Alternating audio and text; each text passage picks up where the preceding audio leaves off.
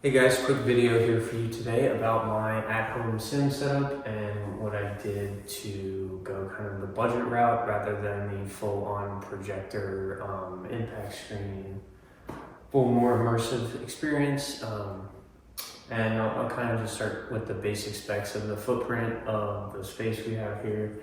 So the green indoor-outdoor turf from long way front to back is just under 19 feet. The width, not the width of the turf, but slightly wider than that to account for the shank side nettings, is about 9.5 feet. And then from the turf to the ceiling is about 11.5 feet. So I do have fairly tall garage ceilings. And then the placement of the rails for the garage door isn't really a concern. I can hit driver in here, no problem. And then up on the top for the ceiling, I opted for a sliding curtain track, and I bought it off Amazon. It was $30. I got the 20-foot wide one, and then my dad actually helped me put it up, and then we used the length we needed and cut off the end of it. And what you can't see up top is it has little almost like chip clip style clamps that hook onto the top of the net. I've had this set up in for about a year in this configuration. I've had zero issues with the net coming down or coming off the track or anything like that. The net I have is 15 feet long, so there's some extra at the bottom that makes sure if you blade any really low, they don't go through. And then it's 20 feet wide, as you can see, kind of at its full extension. There's still a little bit of play on the end, and I just have a sandbag on each side to kind of keep it in place. The second net that you can kind of see, I don't know if you can tell, is 10 foot by 10 foot. And the reason why that's there, you can either do that and I just tied it up with some piece of paracord. You can do that, or you can do one of those cloth impact targets, and those are really for where you want to put it where you're launching the ball most frequently. All of the shots you hit with tons of spin eat into the nylon net and they will create holes. So I figured it was cheaper to get the 10 by 10 sheet and replace that when it starts to fray. And that's kind of the route I went. Yeah, so on to the other parts of this setup. I just have the Bushnell Launch Pro on the gold subscription.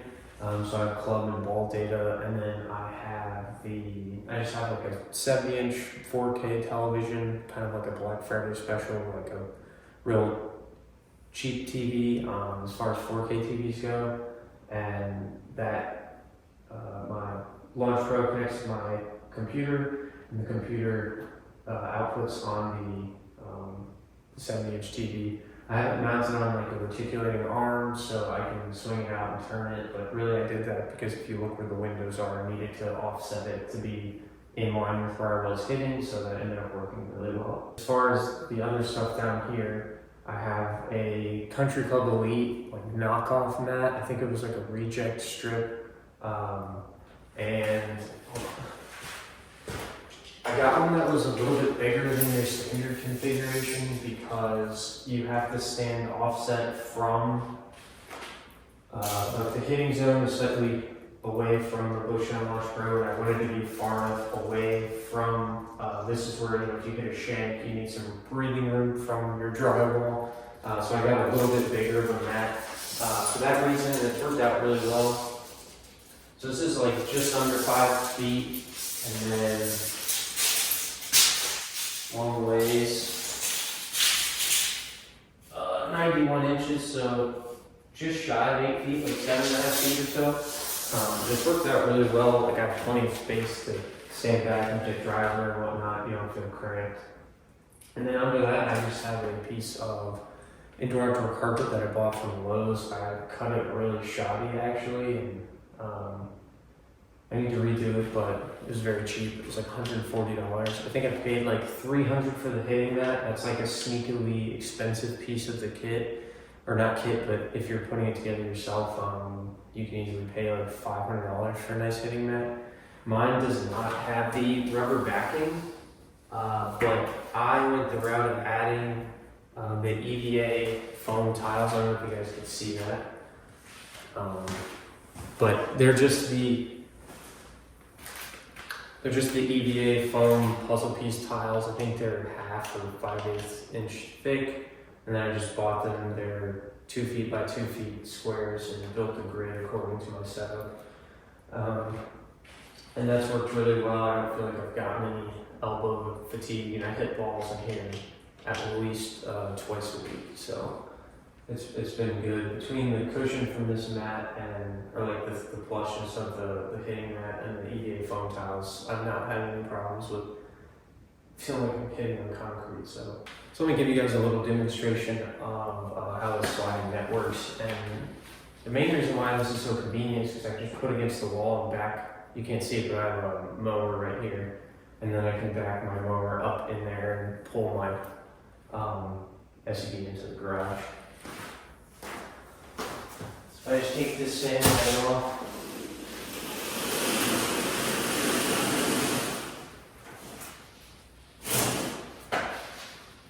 Just like that.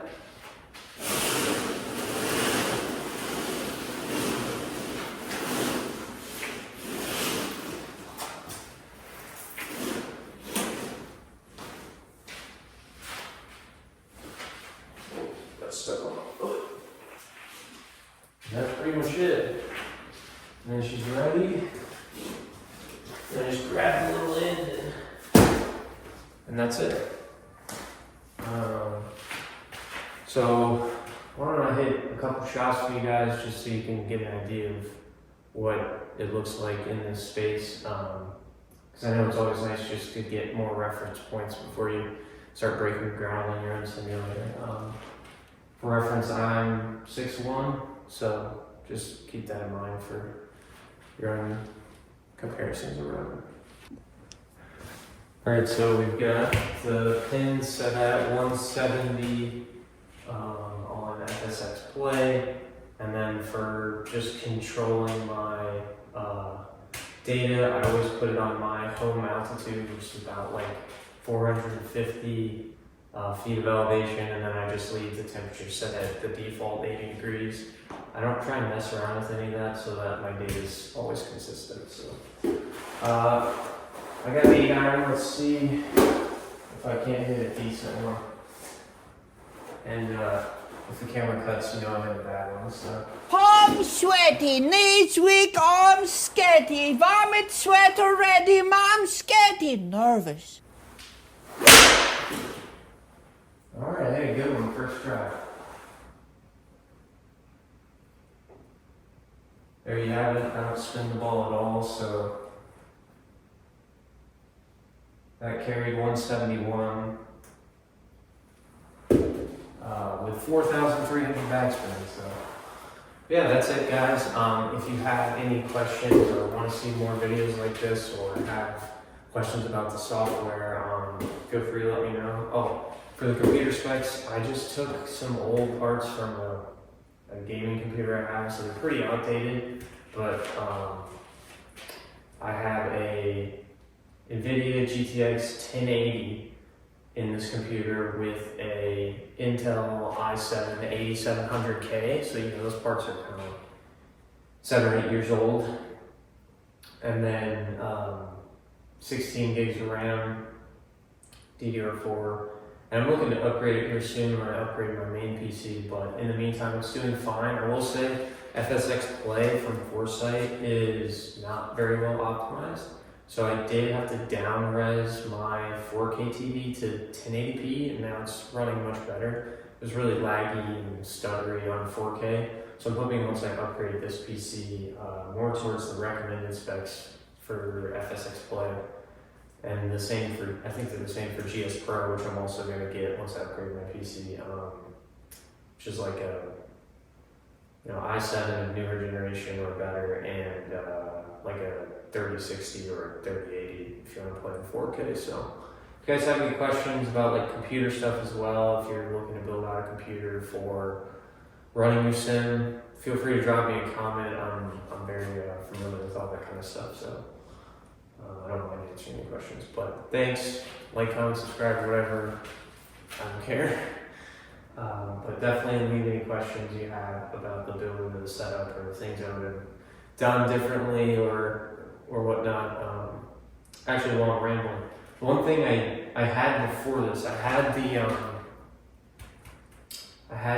kind of the net return pro style with the aluminum tube frame set up, and it rolls the ball back to you, and I had the two side nets, and it worked okay. But I found that every once in a while, if you shanked it at the right angle, it would hit the aluminum frame and then just like scare the shit out of you. So, and then I always felt like I just had a more cramped space at my last house. I was either going to hit the top of the bar with my club, or I had to be so far away that I was just not confident that I could just swing freely and like make swing changes and practice and things like that without like making sure I hit the center of the net. So I like this. I don't feel like I can miss. I can hit lob wedges hard as I possibly can with the face wide open, and I don't think I've ever gotten past the second net I had draped on the first one. So yeah, I like this a lot better, and it was certainly a lot cheaper. Net Return Pro is super expensive. So if you have the space like this and you don't care about making a permanent mount with the curtain track, it's $30, and I want to say this big net was like $100, and that one was cheaper than that, so or like $110 or something for the big net. So yeah, that's it, guys. Thanks for stopping by, and I'll catch you in the next one.